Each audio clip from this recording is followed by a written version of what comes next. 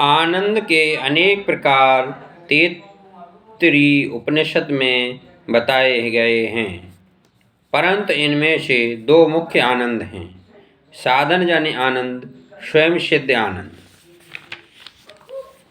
साधनजन्य आनंद अर्थात विषयजन्य आनंद, जो कि साधन या विषय के नाश होने पर उस आनंद का भी नाश होता है और होगा। योगियों के पास कुछ भी साधन या विषय नहीं होता, फिर भी उनको आनंद है, अर्थात सदा आनंद से रहते हैं। इससे सिद्ध होता है कि आनंद अंदर ही है। सत चित आनंद ईश्वर में परिपूर्ण है। परमात्मा परिपूर्ण सतरूप, परिपूर्ण चितरूप, परिपूर्ण आनंद रूप है। परमात्मा श्री कृष्ण परिपूर्ण आनंद स्वरूप हैं। बिना ईश्वर के संसार अपूर्ण है। ईश्वर का अंश जीवात्मा भी अपूर्ण है। जीव में चिद अंश है, फिर भी परिपूर्ण नहीं है। मनुष्य में ज्ञान आता है, परंतु वह ज्ञान स्थायी नहीं होता। श्री कृष्ण परिपूर्ण ज्ञानी हैं। श्री कृष्ण को 16,000 रानियों के साथ बात करते समय भी वही ज्ञान था, और जिस समय सारी द्वारका आदि का नाश हो रहा था, उस समय भी वही ज्ञान था। श्री कृष्ण का आनंद रानियों में या द्वारका में है ही नहीं। सबका विनाश हो रहा था, तो भी श्री कृष्ण के आनंद का विनाश नहीं होता है। कारण श्री कृष्ण तो स्वयं आनंद रूप हैं। सत चित्त है, सत नित्य है, चित्त ज्ञान है।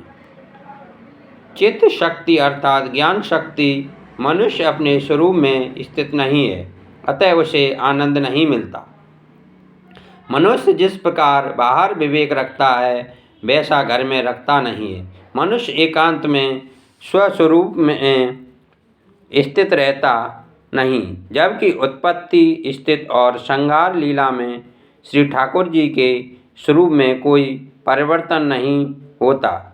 श्री ठाकुर जी संसार को भी अपनी लीला ही मानते हैं। उत्पत्ति, स्थिति और संहार श्री ठाकुर जी की लीला है।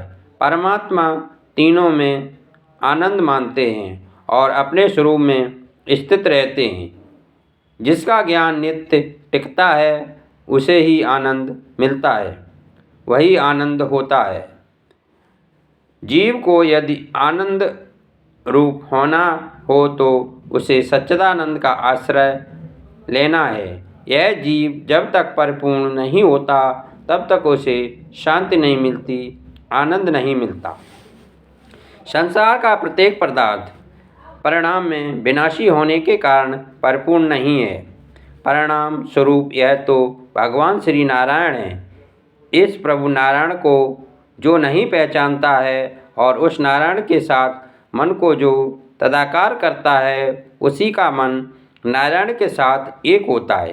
केवल वह जीवात्मा ही श्री नारायण का रूप बनता है और वही परिपूर्ण होता है, तभी जीव का जीवन सफल होता है।